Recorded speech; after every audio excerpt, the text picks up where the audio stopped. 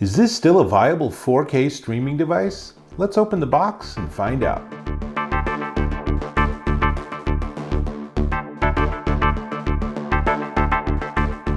Dave Taylor here with this.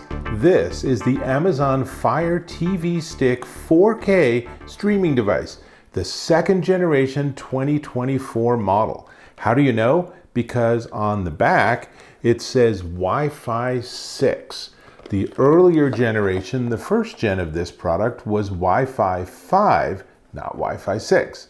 Now, it's worth mentioning that we're now 8 months into Wi-Fi 7, so it is a generation behind, but I bet your router is on Wi-Fi 5. So unless you have really modern update to all of your gear, then it doesn't really matter if it's 5 or 6. Still, why not buy stuff that's future-proof? So what I want to do is I'm going to unbox this so we can together see what the heck comes in the box nowadays. And then I'm going to hook it up to my little tiny Vizio TV and we'll run it through some of its features and see what it looks like. And then I'll give you my assessment. Now, before we start, let me give you a couple of quick specs. So this is now powered by a quad-core 1.7 gigahertz CPU. That's 30% faster than the first gen, and its output is up to 2160p at 60 frames per second. That's 4K. So it gives you 4K, Ultra HD, and HDR10+. The former being like a resolution, the latter being the depth and richness of the color. So very nice. Bluetooth 5.2 and BLE, which is Bluetooth Low Energy, and supports Dolby Vision and Atmos and lots of other cool features. So I'll get into some more specs in a little bit, but let's start by just seeing what's in this very nice streamlined box in a typical Amazon orange color. So I like that nowadays you don't have to actually have scissors or a knife, that they design these to be opened. So I will open it. Now let's see what's inside. Well, it is a box full of stuff, as you would expect, and it comes out on a nice, neat tray.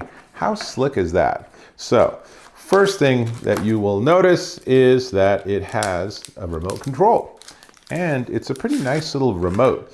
So you can see, let's get this other piece off, that it's a pretty straightforward design, and it comes with 4 preset buttons. And it's interesting, if you read closely what the Amazon page says, it says that you're gonna get Prime, and you're gonna get Netflix, and then you're gonna get 2 different buttons depending on your region. So in my region, apparently Disney and Peacock are the 2 companies that I'm gonna guess paid for the privilege of being on the remote control. But 1-button shortcuts, pretty handy. Otherwise, it's a bunch of hopefully pretty intuitive controls. It is super, super light. So I'm hoping there are batteries in the box, because this definitely does not have batteries in it. Now, let's see what else is in here. There is a USB-A, which is the rectangle, to micro USB. Ugh, Amazon, seriously? This is 2024 and you're still using micro USB? Be that as it may, that cable, and then let's see. Here's the actual unit itself. It's amazing that the unit is actually smaller than its remote control. So this is the 4K Fire TV Stick, and it has HDMI on one end. There's, unsurprisingly, the micro USB connection on the side, and that is it. There are no other buttons, there's no other ports, there's no other controls. You plug this in, use this to give it power, and then everything else you're going to do is going to be either via the remote, or there's an Amazon Fire TV app you can get for your smartphone, which in my opinion is actually easier to work with than the remote control. But either way, it's really very much a plug, and you can't do much with it unless you have a remote control device. So what else is in here? Let's see. So there is what looks like, well, they didn't design this cable to come out very easily. So this is the box destroying HDMI extension cable. And the idea of this is that, like, if you have your TV near the wall and doing this means you have to pull your TV out, then you can actually use this extender and then you can do something like that. So I appreciate that it gives you that extra flexibility. I don't think I will need that with this little tiny TV. We'll see when we get there. So that's also in the box. And let's see, I can feel there's something heavy here, and that's probably, yep, that is the charger. And that's because the Fire Stick is not self-powered, and your TV probably doesn't push out enough power on that HDMI port to give it all the power it needs. However, lots of TVs actually have USB-A plugs for things like flash drives, and I have experimentally found that for most modern televisions, this and the cable is all you need, because you can plug it into the USB port on the television so that this has power. So that's pretty handy. And then this is your standard USB-A wall plug. Not very exciting. So that's almost everything in the box. Let's see. Oh no. Haha. Well done, Amazon. Batteries for the remote control. And I don't even have to fiddle with getting the plastic off of them. And of course, there is a tiny little get started guide. So here's what I'm going to do. I'm going to actually put the batteries in. That's easy enough. And that can't be right. I will figure out how to put the batteries in the remote. I will move the TV over. We're going to plug this in and we'll walk through the experience of getting it all set up. So give me a second to get everything set up and I'll be right back. The Fire TV stick is plugged into the back of this little Vizio, so now I have to change inputs, and notice that it has identified itself. This is one of the new things that devices do, which is pretty slick. So now we're at the Fire TV, and it's time to grab that remote and see what we can figure out. So I'll do a first push. There we go. So choose language.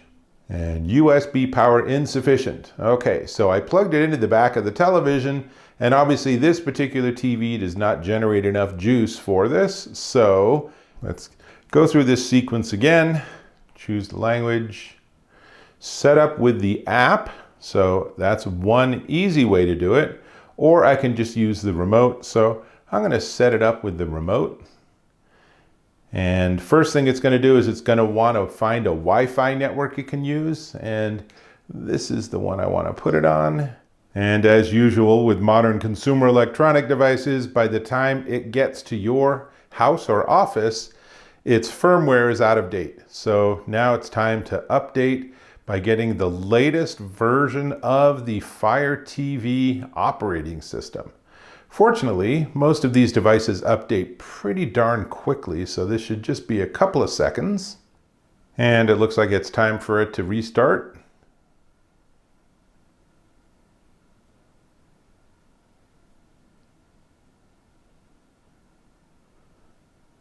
Fortunately, this is something you should only have to do once in, I don't know, a blue moon, maybe once or twice a year. And total elapsed time here is going to be under 5 minutes, so not too much hassle to make sure that your system is fully up to date. While it's updating, let me give you some more information. So that remote control also works with Alexa, so it actually gives you the ability to control your smart home too, which is pretty cool. And this latest version of the Fire TV operating system theoretically gives you AI-powered search. So you can ask for films that star a certain person, or films directed by, or films that, or TV shows that take place in certain locations, and it should have a lot of smarts behind it. Now, it's worth noting that the Fire TV is Amazon, and Amazon also owns the Internet Movie Database, IMDb, so they have a deep and rich data set that they can utilize to give you really smart search results. Here's another really cool thing, is it also lets you stream Xbox games if you have the Xbox Game Pass Ultimate, and that's pretty interesting. 8 gig of storage, and of course, as I said, it does have the app for your smartphone. Meanwhile, it's still updating, so I'll be back when it's done updating.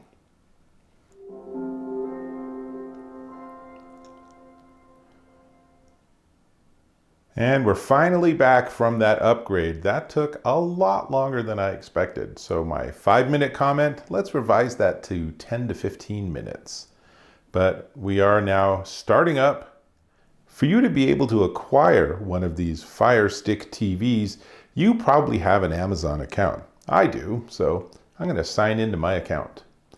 And it looks like the easiest way to do that is with a mobile device. So I'm going to do just that. There we go. So that looks like that worked fine on my phone. Successfully registered. Come on, Fire TV. It knows who I am. That's pretty handy. We will go ahead and register this to my Amazon account.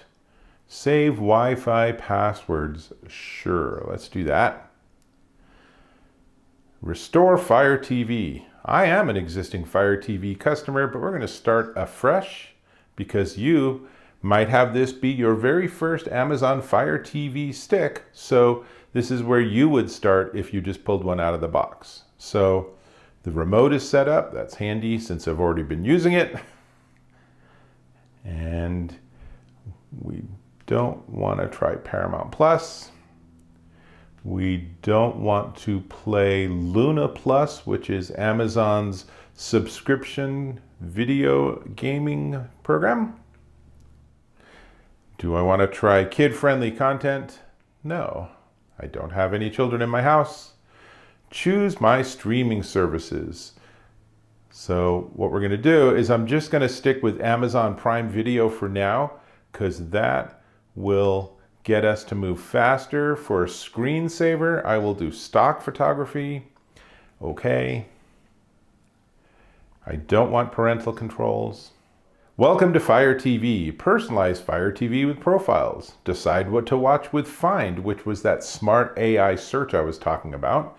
Easily navigate the main menu. Customize the apps in your main menu. Got it.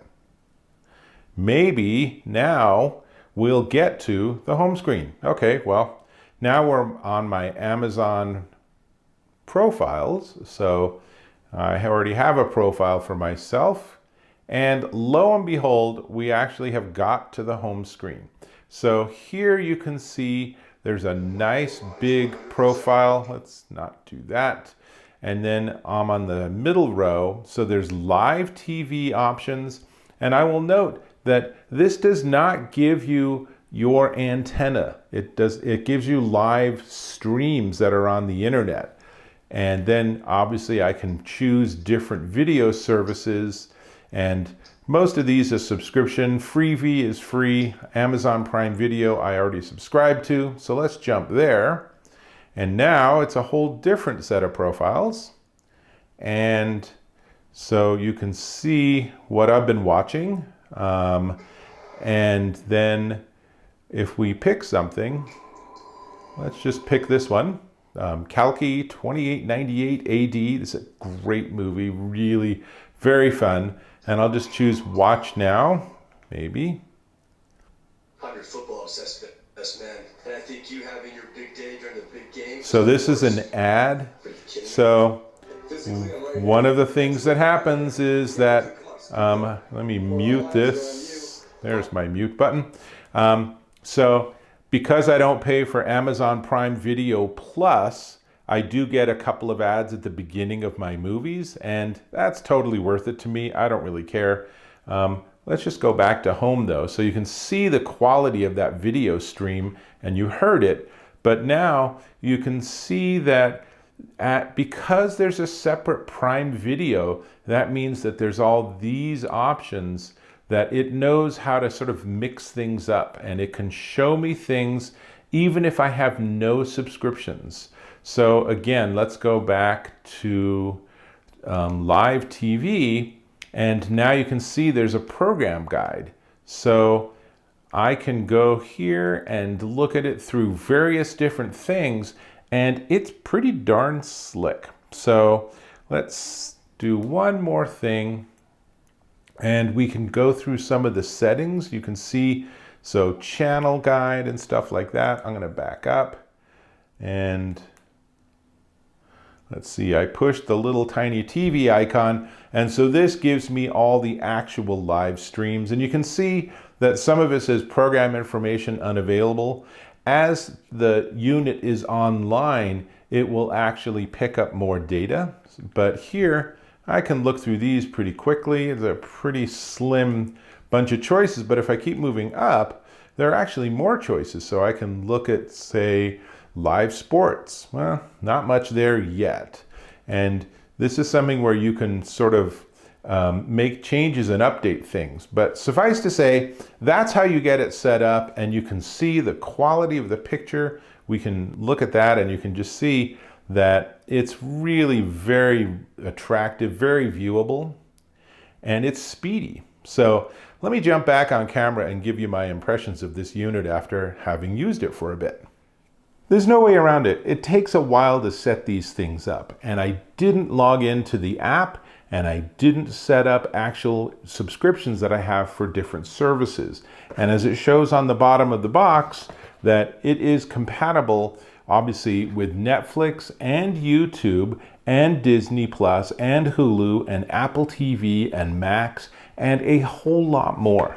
But I'm going to be candid with you. The challenge with these devices is that our TVs come with built-in smart operating systems. So this is the Vizio interface that's built into my Vizio TV.